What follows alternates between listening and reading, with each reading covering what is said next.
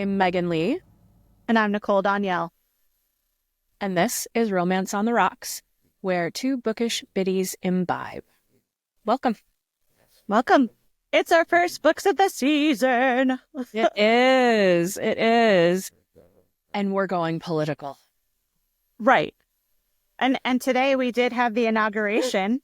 And it's Martin Luther King Jr. Day. And it's MLK Jr. Day. So Yeah. And when we say we're getting political, we're not really getting political.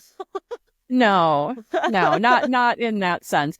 But Right. I love that we are recording on a fairly political day because it just feels like it's bringing us all together. So when you're listening to this, it will not be those days, but that's when Nicole and I are recording. When we're talking about political theme, we have books that involve people who are either holding office or engaged in some kind of political activity. So that's our theme for the first month. Yeah, we were avoiding doing the typical trope of Valentine's Day. There's so much out there for Valentine's Day. This was a little bit more of a challenge, I feel like. So. Yes. All right. Did we decide? I don't think we decided who's going first, but I mean, I can run away with it if you'd like. Yeah, but first tell me what you're drinking, Meghan. Oh, that's right. Okay. So I have a lovely honey rum that my older sister sent over from Spain, and I told her I was going to add it to some iced tea, which I did because the folks in my book drink a lot of iced tea on the porch, so it seemed appropriate. But when I told my sister that, she said, nope, it should be just on ice. So I've got one of those as well. So I've got one for each hand, but I decided to go quaint and put them in my mason jars. So that's what I got. How about you? What do you got going on? Oh, I'm expanding my horizons. I went and looked up Louisiana and Mississippi cocktails because that's kind of where my characters are at in my book for today. And I ended up going with the Mississippi Haymaker, which I've never had before. Interesting. I had to make my own ginger simple syrup to do it. Sounds tasty. I'm undecided. I'm getting there. Maybe halfway through the episode, I'll have made up my mind about how I feel about it. But there's a ginger simple syrup, lemon juice, bourbon, and here's the oddball inclusion. Apple cider vinegar. Like a shrub. Okay. Kind of like a shrub. And I have my homemade dehydrated lemon slices for my beverage. That looks really nice. And I made them with the food dehydrator you found me at like a Goodwill or something like how many years ago? It was a while. Yeah, it was a while ago. That is my trusty food dehydrator, and it's a miracle worker. I'm so glad. I'm sure anybody who's watching can see I'm being interrupted back here. He is screaming at me. So I'm going to take off my headphones for a moment and move him to his basket, and maybe he will leave me alone. So, one moment. He did not like that. All right, I'm back. He did not like that. I think. You don't like it? No, he didn't like it when you moved him. Oh, he is such a big, hefty boy that when I pick him up, I don't think I have enough strength, and I think he's always screaming because he feels like he's going to fall. So, but hopefully he'll get settled in the basket here in a moment, and we'll chill. So, Meghan, what is your book, and who wrote it, and when was it published? Yeah. So I have A Vote of Confidence by Robin Lee Hatcher. I believe this book was written in, it was somewhere between 2002 and 2008. And of course, now I'm not remembering. Nope, wrong, 2009. This book, I was incredibly skeptical when I first started reading this book. It is supposed to be in support of feminism. And because it is also a Christian-based book, it was a little bit difficult to figure out where that line was really going to be drawn and if it really was going to feel feminist. So I'll give you the little synopsis and tell you where I ended up landing on this. So in this book, it's kind of an enemies to lovers kind of trope. Gwen Arlington and Morgan McKinley are both going to run for mayor in this small Idaho town of Bethlehem Springs. The current candidate, the only candidate that was running up until then, is the local bar owner Hiram Tattersall, who is often publicly intoxicated and runs a secret gambling room in the back of the bar. Oh, my word. I know. So Gwen, she's the local piano teacher, and she is incredibly supportive of prohibition coming to Idaho. And so when she sees the local bar owner running around drunk, she is just kind of disgusted and knows that if prohibition actually gets passed, he clearly is not going to enforce it, and she could do a much better job. So this is one of the big reasons she decides to run for mayor, is because nobody should be drinking. As you take a sip. Right. Cheers to that. So, cheers. Morgan McKinley is a wealthy newbie in town. He moved to town to build a health spa, which is, I say in town, it's technically maybe a few miles up the road, but he's part of Bethlehem Springs. And he's having a lot of trouble getting the proper permits and things from the local body of government. And so he assumes that if he runs for mayor, he'll be able to kind of strong arm people into giving him the proper permits. His biggest issue is that the person who runs the town board seems to have it out for him. And so he feels like he's in this power struggle, but he doesn't have enough power to actually, make this happen. So he also decides to run for mayor. Things get more complicated as they spend time together campaigning, and at one point Morgan asks to take weekly piano lessons from Gwen, so then they are spending even more time together. So you can see how, the enemies to lovers kind of thing goes. So on to the feminist part. Because early in the book there were a lot of misogynistic kinds of things going on, I had a really hard time knowing where the book would land. So I found myself feeling kind of tense while reading it because I was annoyed. And I was annoyed with where I thought the book was going to go. Okay. So I was like preemptively being super judgy for the whole book. And I could tell when I finally got to a space where I wasn't quite as judgy because I wasn't highlighting as much. And that seems to happen with me. Like once I am like, okay, I need to know what happens, the highlighter gets put down. But just as a few examples, in the very beginning, when Gwen is trying to determine if she is going to run for mayor, because there have been no women mayors that she knows of, the women in Idaho actually do have the right to vote. This is, I think, late 1800s is when this is set. Okay. So historical fiction. She stops and she says, I think I want to pray about it and talk to my father. And I was like, are we talking to our father because he's a trusted person? Or are we talking to our father because we feel like we need his permission because we are an unmarried woman who needs a man to sanction their... So that was a tough one. Morgan McKinley has a really good friend named Fagan who is helping him build this resort. And early on, he does one of those, sounds like you need a wife, my friend. Oh, Lord. And then with a wink, quotes Proverbs, who can find a virtuous woman? For her price is far above rubies. And all the Bible quoting, I think in this context, it obviously made a lot of sense. It's a religious fiction book. Some of it seemed a little bit odd placement, I thought, when they were trying to support feminist ideals. At one point in time, she brings up Deborah from the Bible, who was a judge. And she's like, well, if Deborah could be a judge, certainly I could be a mayor. The problem was several times when they tried to talk about powerful women in the Bible in support for being in this feminist position, they couldn't think of that many women, so they just kept bringing up Deborah. I was going to say, was that the only example? Was there maybe a little Ruth, perhaps? Like, or an Esther or something. But yeah. But it was just kind of one of those things where I'm like, man, we're really stretching. We only have Deborah in like power position. There was also a character in this book, the one that I said Morgan was kind of pit against on the town board. His name was Harrison Carter, and he was definitely set up as the villain from the perspective of, you could see that he was trying to control a lot of the situation.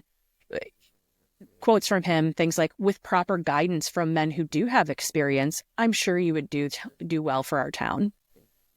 Or, it isn't necessary for you to have an opinion about everything. Oh, okay. But then even the people who were supportive, right? There was a senator who showed up in the book, and he's quoted as saying, few of the fairer sex are, as yet, ready to serve public office, although I believe she is. So it's like, it was just kind of tough to walk through this book and be like, where are they going with this? You know, are we going to get to the end, and is it going to be like she determines she shouldn't be, in that position, and clearly she needs to kowtow to him? Yeah. Is it going to be that they put her in that position, but she's there because thank goodness she has these men to support her? So I was so hesitant through the whole book. Now, I'm not going to tell you who wins, how they win, why they win, but I was at least pleasantly surprised that it didn't take some of the turns that I was kind of waiting for. Yeah. That was good. Any favorite words or phrases from this book for you, Megan? You know what's interesting? One of the things I had to look up is the phrase, just joshing you. Oh, like we all know what that is. Like, yeah, I'm just joshing you. Yeah. But it seems super weird, not of context in this book, for one of the characters in the late 1800s to be like, I'm just joshing you. I'm like, that sounds like such a weirdly modern thing. Yeah. And I looked it up, and no, that phrase comes from the 1800s. There was like a well-known comedic writer who had things in newspapers all over the US. And so when people would say, I'm just joshing you, it's because this writer, Joshua, forgive me, I do not remember his name, but it was because he was a well-known writer at the time, and he was apparently comedy gold. So that was one of those things in the book where I saw it and I'm like, well, that can't be, like, why is she using this? And I looked at it and I'm like, never mind. Like, she did her research. Very interesting. You learned something new. I thought that was interesting. Any favorite quotes from this book? I have some quotes, but I also have something I want to call them callbacks. So do you recall from one of your early books, and I'm trying to remember which one it is, you're going to have to remind me, that you had a character that kept grabbing the bridge of his nose? Oh, God. Yeah. Which one was that? Yeah. Who was it? And we kept trying to like mimic the it. Pinching. We're, like, yeah. Pinching. And we're like, what is he doing and why? And I kept, I'm like, is he kind of thinking? Anyway, I have one in this book where it says he pinched the bridge of his nose between his thumb and index finger as he turned from the window. His headache was worsening. And I'm like, it's got to be something like this, right? Is it more like a forehead grab, do you think? I don't know. But I thought you would appreciate that. Also, what you would appreciate is, remember, we have a man who's got a nose that on a different face would be problematic. Yes. Okay. My hero here, Morgan, was described as having a high forehead, a long nose, and an angled jaw. And I was like, I bet that nose would not look as good on a different face. I bet you're right. I mean, he's now J.T. Montgomery from the Princess and Jude Deveraux, but man, not every man can have that jaw and nose. No, not at all. That's amazing. There were some relatable things. So here are a couple quotes that I pulled out because I felt like, okay, here's something I can actually relate to. So one of them, Gwen is out in her garden.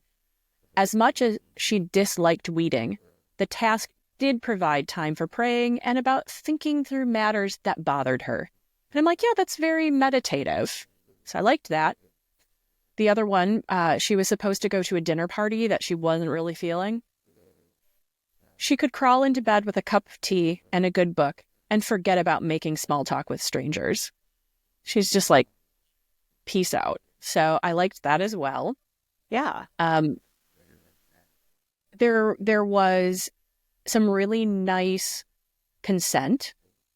So at one point in time, Morgan says, I shouldn't have kissed you, not without gaining your permission first. I've upset you, and that is the last thing I wanted to do. So there were some really nice little things. Yeah. I think the thing that made me most uncomfortable beyond the anticipatory anxiety, which I didn't apparently have to really worry about, the two times when they got romantic. And like I said, it's not, did I say this already? Mine is green pepper. I'm bringing that up. I'm not milk on this one. Yeah, so I thought for sure it was gonna be milk, but my spicy scale, my Scoville is a green pepper, because there were some lovely kisses, and they weren't even chaste kisses. There seemed to be some sparks flying. Nice. However, my uncomfy was both of the sparks flying moments came on the heels of Morgan quoting scripture. And so it was almost like she was getting hot for Bible. It was Meghan, we don't kink shame.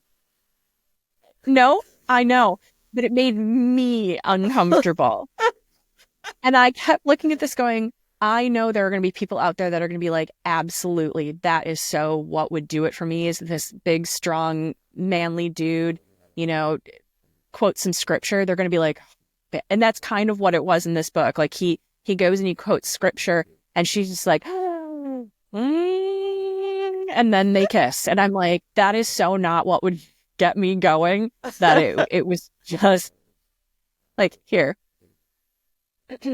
He says, like the Israelites had to wade into the water before it parted before them.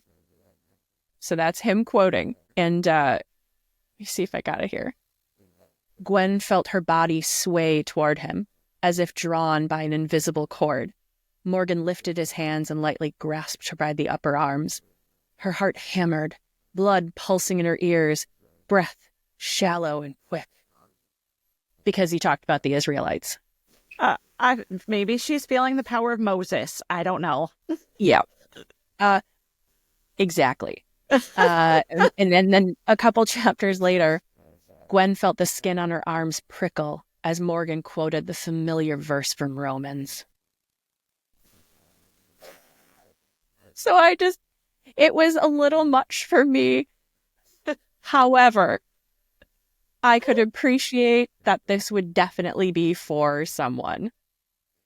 So in all, the book was better than I expected it to be. And I think a lot of it was my own prejudice in the early chapters where I just couldn't figure out where it was going. So I was not, I was very guarded. Gotcha. Right. Now, other kind of plot points I'll bring up. Ooh, there was a big underlying plot point of sabotage. And so you find out who's probably behind this sabotage pretty early in the book, but figuring out how that can be stopped or how big that's going to go is a big part of this.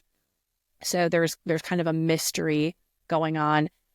And much like you really appreciate like secondary romances, there aren't necessarily secondary romances in this book, but it's part of a series and you can definitely see where the other characters are going to be perhaps brought into it in the future. So I know that the book following this is going to be with her twin sister and following her love life.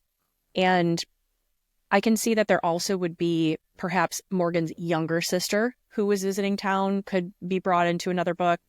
And Gwen and her sister had like a parent trap type of thing going on because they were twins and their mom left when they were 2 years old and took one of the twins with her. So Gotcha. Right now, those parents are living on opposite sides of the country. And I could see that being a thing where they try and parent trap those two back together. Yeah. So for anybody who'd maybe be into something that's a little bit more tame on the Scoville scale and actually much more well-researched than I was giving it credit for, I think this was kind of a fun book. And it was fast. And I probably would read another one in this series just because I'm so curious to see if it's going to be as quote unquote feminist, or if that was like solely the purpose of this book because they were trying to do the whole political background. So it was interesting, and not necessarily my cup of iced tea, but I didn't hate it. Okay. Not the worst cheers. book you've read. Mm-hmm. All right. Nope. I was going to ask you if you thought you would read more from this author, and that answers my question. Yeah, it wouldn't be first on my list, but it also, I feel like I talk about beach reads all the time. Yeah. It was easy. It was an easy, quick kind of thing. And so if I happen to see something by Robin Lee Hatcher when I was hanging out on vacation one day, I could whip through one of these books in a day. So I could see that being, something I would read, but not necessarily seek out as a first choice. Gotcha. Nice. Yeah. And you, how is your political career going over there in your book? I read Till I Kissed You by Laura Trentham. And I have to tell you, it was habanero, if we're talking about our spicy levels right off the bat. It was habanero. Let me just read from the very opening of the book, because this really sets the stage for the Bring book. it. Regan Lovell ran her hands up the shifting muscles of her lover's back, lost in a state of wonder. The rhythm of his thrusts progressed from slow and steady to wild and erratic. It didn't take long. He moaned softly in her ear, his hot breath sending shivers through her body. It was done. She'd lost her virginity to Sawyer Fournette.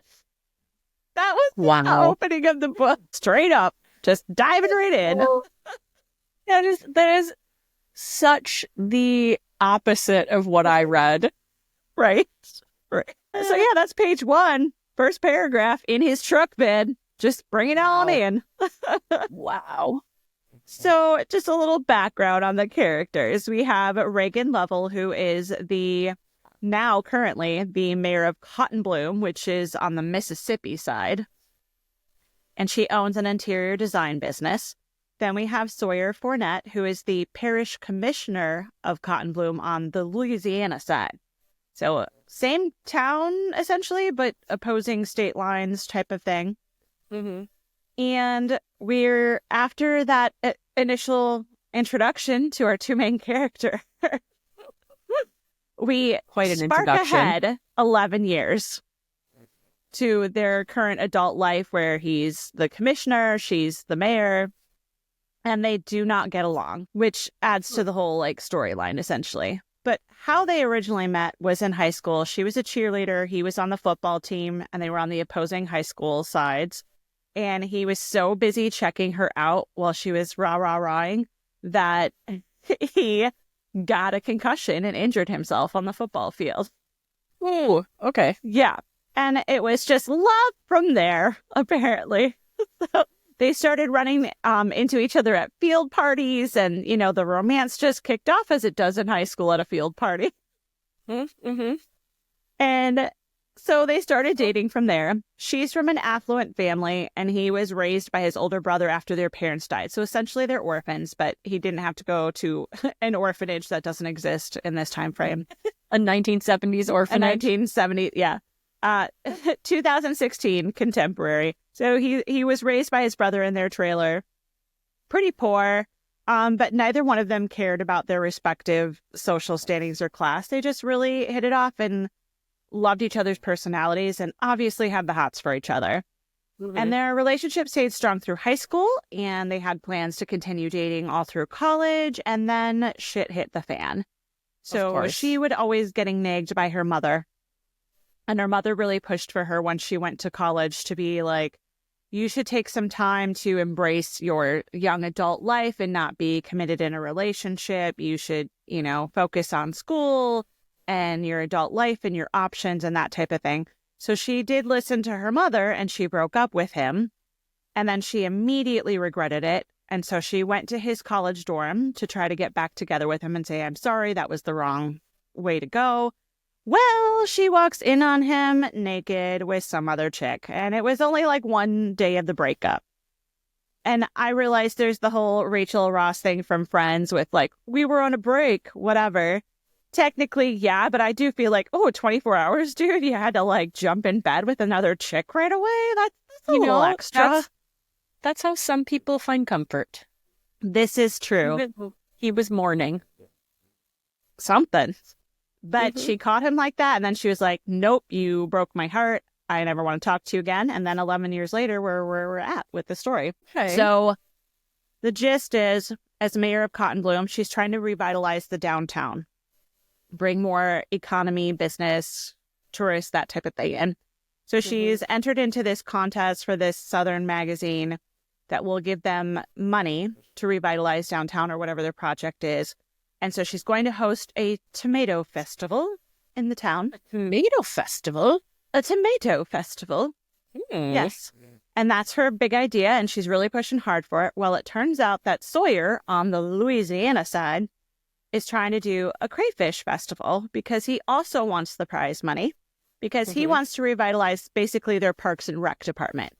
Their gazebo got destroyed, the baseball field is in a shambles, and he wants a place where the community can gather for community events and do outdoor sports and really encourage that end of his town. So, of course, this magazine is like, you guys should do it the same weekend. And it'll be like this cool rivalry, and it'll amp up the story for our magazine. So they didn't originally want to have it on the same weekend and compete with each other, but that's how it's ended up. And there's all these little things that happen, kind of like where you were talking about with your story, where there's sabotage. And at first they think it's each other sabotaging each other's festivals.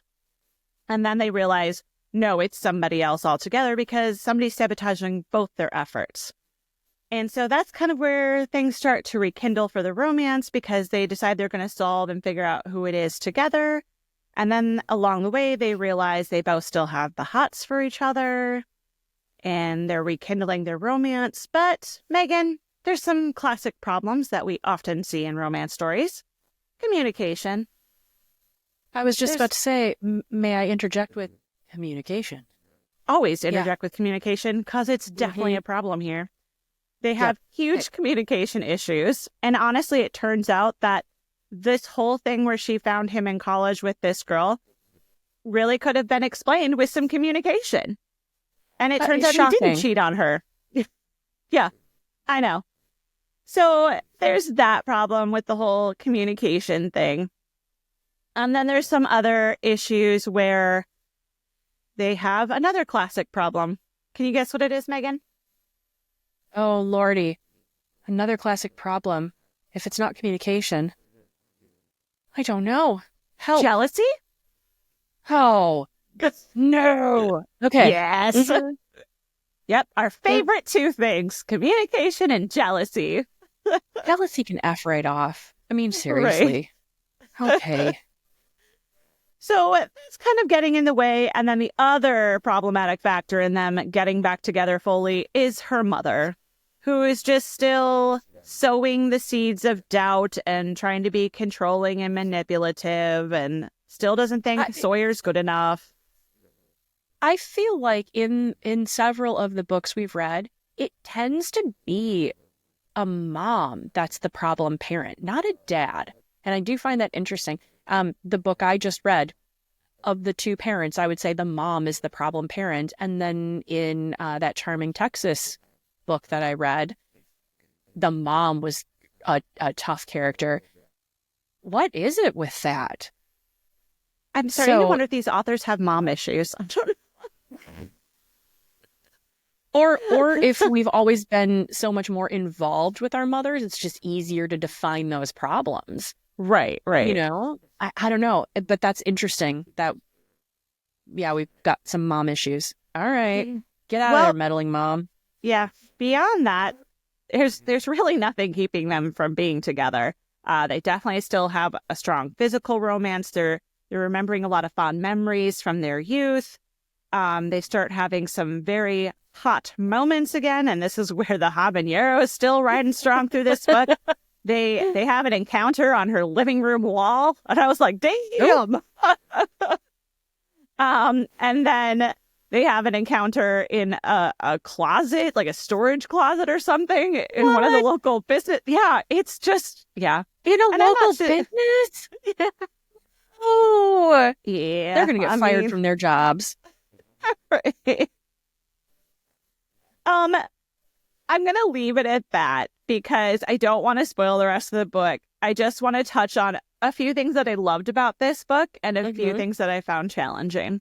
So I loved the realistic characters and the dialogue. I felt the dialogue was very natural, very down to earth. I loved the pacing. I finished this bad boy in 25 hours, and I would have finished it sooner, but Bob, my husband, was getting annoyed with me for having the bedside lamp on all night. He's starting to get a little bitchy about it. Yeah. So at 2 a.m., I had to call it quits and wait till the next day. That's valid. Yeah. And I'm not really one for mysteries in a romance, but I felt like it did help carry the story forward and didn't overtake the storyline. I loved that they used condoms when they were teenagers, banging in a truck bed. It gave me fond memories of my own youthful years of using condoms and banging in my dad's Chevy Suburban. But I had challenges with their hookups as adults. They end up not using condoms, and it is a discussion point for them, which is great. I'm glad they're talking about the condoms. But Reagan's excuse is that she's on the pill, so she doesn't need a condom. And I'm like, yeah, there are other reasons that you might want to use a condom besides pregnancy, especially when you haven't been with someone for 10 years. I was going to say, when you haven't had the discussion of when's the last time you've gone to the doctor? Yeah. You know, how many partners are we looking at this point? Anything you need to tell me? Also, your relationship is still tenuous at that point, and you're willing to risk getting pregnant with someone you're not 100% back together with. It seemed a little disconcerting for me personally. And then, there's STDs and you can still get pregnant when you're on the pill. Like, you still can, especially if you're not using a secondary method. So I do appreciate, though, that they did talk about it. I mean, that's at least something. Yeah. And that just stuck in my craw a little bit. But beyond that, I really enjoyed reading this book. There were some secondary and tertiary and quadriary really romances. You know, I love the additional romances. I know you do. That's why I brought them up for my books. I'm like, Nicole's going to want to know that there are these options here. Yeah. There were second and third and fourth relationships happening here, which I enjoyed. And it didn't steal from the main romance at any point. I didn't feel like it was sidelining the story. And I just really loved how this story was very down to earth and natural and realistic. And I loved the outcome and the resolution. And I would definitely read another one from Laura Trentham if they're more like this. So, yeah. Is this part of a series? Like, are we going to maybe be able to see those relationships? I think it might be, but it was difficult for me to discern if it would be like the second, third, and fourth romance characters, because when I was reading some previews for other books, I wasn't seeing these characters mentioned. So I don't know if it's, but there's still mention of Cotton Bloom and people in Cotton Bloom, this little fictional town. So yes, I think a series, but I don't know that it ties in directly with this book particularly. Gotcha. And not that it would have to, but sometimes it's just kind of nice to have that familiarity. Yes. So Meghan, boobies. When did your boobies hit? Well, did they hit? Well, so what I wrote here on my notes is booby prize dash cheating, because I would like you to weigh in on this. Am I cheating if I use this as a reference? He pressed the barrel of the gun against her breastbone. I think cheating? That counts. No, I think that counts. Okay. Yeah. I was really hesitant on that one because I'm like, it's not really mentioning her breasts. Like, the most we get talking about her physicality is, quote, she was a tiny thing. couldn't weigh more than 100 pounds soaking wet. 100 pounds! My friend, she could blow away. But he pressed the barrel of the gun to her breastbone. Now, my book is 265 pages long. Yeah. That was page 259. Oh, with just the breastbone comment? Oh, that's it. Okay. That's it, my friend. That was my only reference, which is why I'm like, am I cheating? Damn. Yeah. Okay. Yeah. That's almost Debbie May-Cumber-esque. Yeah. Although it wasn't milk. It was definitely green pepper because she was getting breathless thinking about the Israelites and Romans. So as one does. Heart them seas, baby. For Reagan and Sawyer here, page 26. The outline of her breasts was barely visible under her pink t-shirt, but her nipples were peaked against the thin fabric. Yeah, you win. You win. But that's a Debbie May-Cumber situation. So is it really winning if you barely had a breastbone reference? I mean, I think it's more winning. At least I had the word, kind of. Yes. Yeah. So I think it's really easy for me to tell what my romantic reminders are. What about you? What are your romantic reminders for your book? Yeah, actually, so my romantic reminders are looking at shared interests. I did feel like these characters had quite a few shared interests, and they were not just surface level. So, I mean, clearly they cared about community because they both wanted to do public service. They were both willing to run for mayor. And even though I say, Morgan was running in order to help his own, spa, it would have been an all-encompassing job. And he admitted early in the book that, he had all these other ideas that could help, bring more employment to town and help the townspeople. So they were both in public service. They both clearly shared religious background and really were putting God first. And that's a really big thing in their relationship. And even more so than that, he decided to take the piano lessons because he had taken them when he was a child, really enjoyed that. She was a piano teacher, and he was like, we both had this shared love of music. So I saw their relationship as having some really nice foundational things. So finding shared interests, and even if it's not something that you are necessarily super into right now, seeing your spouse, your significant other, seeing some of their interests and being like, you know what, I could put a little bit more of myself into that and maybe learn a little bit more about that. I think that can be really nice to bring you together. So yeah, romantic reminder. How about you, dear? Well, communication, goddammit. People, but communicate. Like, seriously.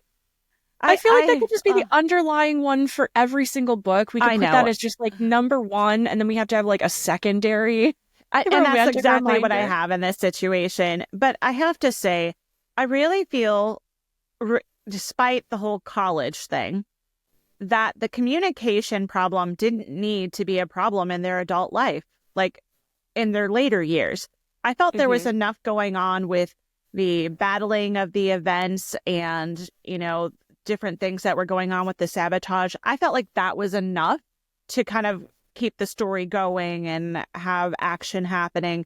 I didn't think that the whole lack of communication, the jealousy thing were necessary to the storyline. Could have lived without that. I was just going to say, I love that you had sabotage in yours and I had sabotage in mine. Yes, that's all. And that was unplanned. I loved it. But the ultimate takeaway, I would say, is a romantic reminder. This is just me being kitschy.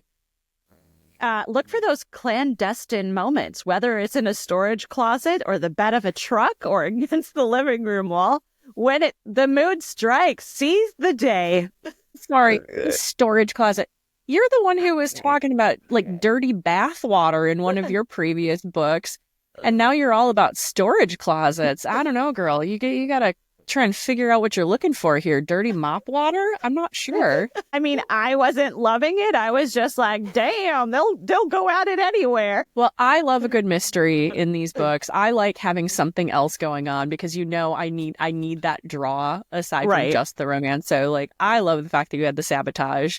That would have been part of what would have drawn me into the book. I would have been like, who's doing this?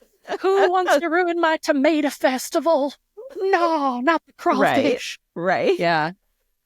I'd be very Crawfish versus frustrated. tomatoes. Yeah. Well, so we were talking about adding, food and recipes, and I love the fact that Yes. you've got the tomatoes and the crawfish. My book had, like I said, a lot of iced tea on the porch. Mine But did there were at too. There was least a lot of iced tea. a lot of iced tea. There were at least 3 dinner parties, though, and I actually highlighted the menu of the dinner parties, and it sounded lovely. I would have attended these dinner parties. No getting romantic over mashed potatoes or anything like my Thanksgiving book, but it felt like the iced tea really kind of drew people together. So I'm glad I could partake in that tonight. Megan, what's your book for the next episode? So I am going with a classic romance writer. I've got Nora Roberts.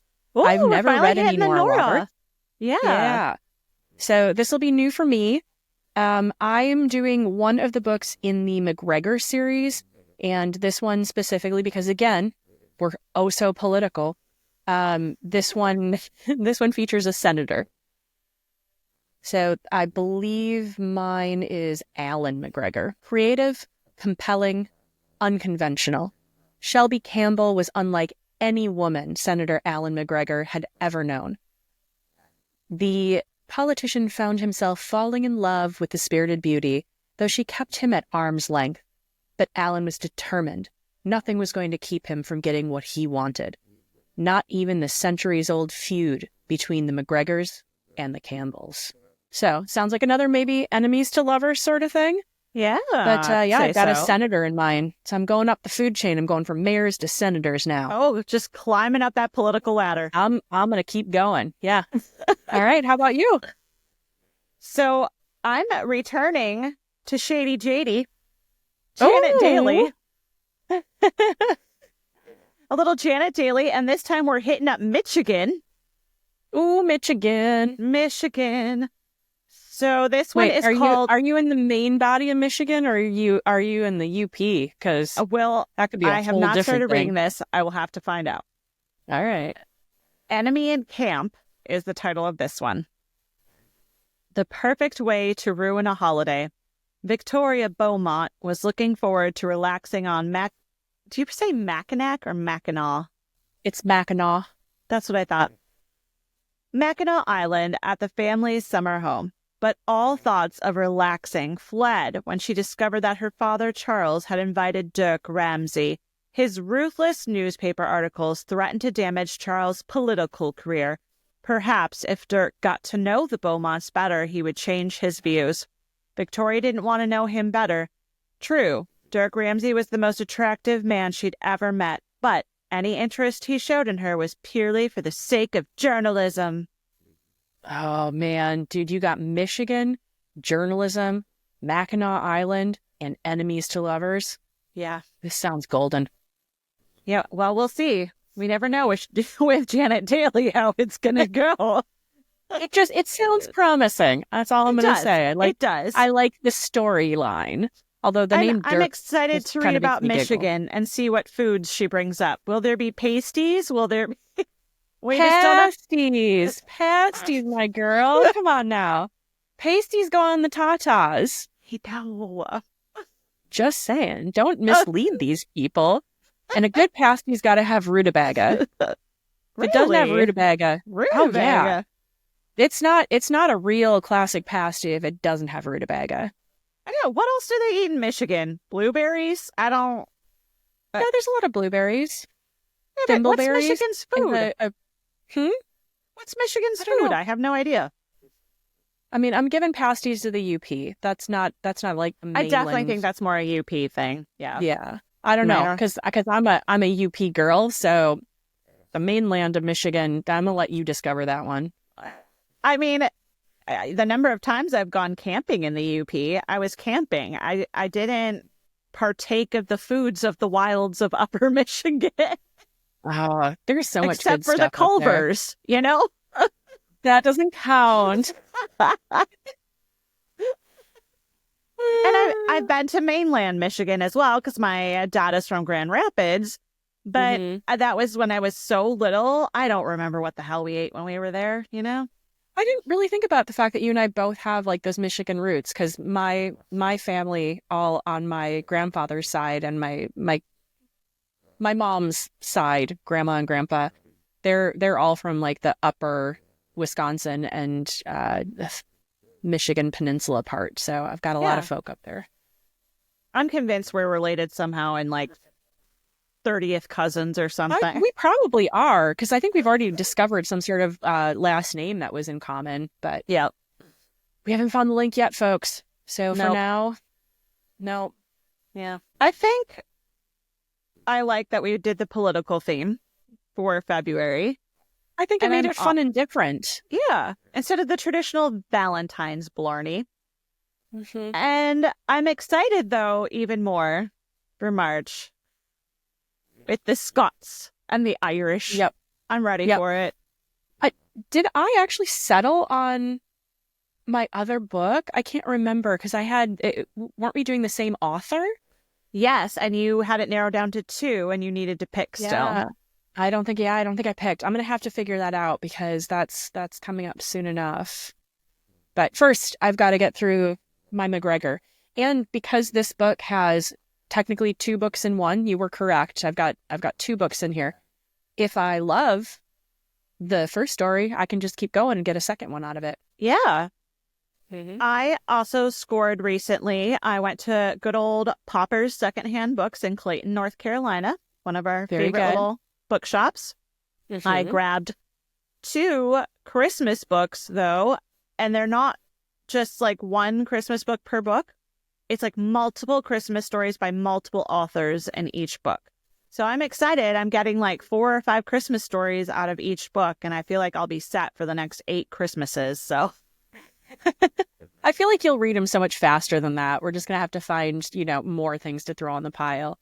Well, and we said we were going to do Christmas in July, but I think I want to reserve our Christmas in July for a cowboy Christmas of some type. I need some cowboy Christmas You're going action. really themed for your cowboys. I feel like if you're going to go themed for cowboy Christmas, I need to come up with something as well.